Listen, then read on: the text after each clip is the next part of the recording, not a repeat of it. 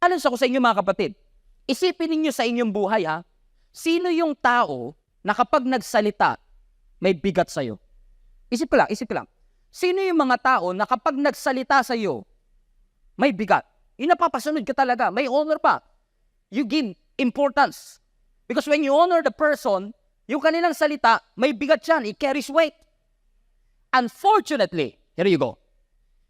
Pwede ba kituloy? Okay. Unfortunately, mas may bigat pa yung salita ng kaibigan mo kaysa sa nanay mo. Right? Think about this. Si nanay mo ang nagdala sa'yo sa tiyan niya. Sa sinapupunan niya for 9 months. Si nanay mo ang nag-alaga sa'yo. Si nanay mo at tatay mo ang nagmalasakit sa'yo. Napuyat yan sa pagpapalaki sa'yo. Milyon-milyon na investment niya sa'yo. Milk tea pa lang.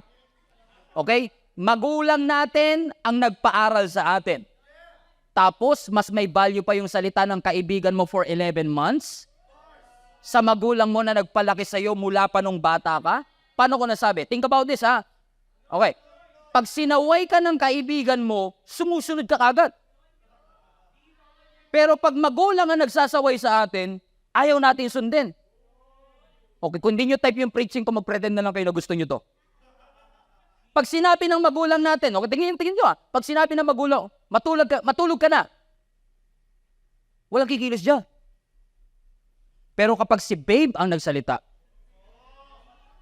babe, pwede ba sleep na tayo? Ikaw naman, syempre naman babe, ikaw pa malakas ka sa akin eh. 2 months pa lang kayo niyan. Mas may bigat pa yung salita ni babe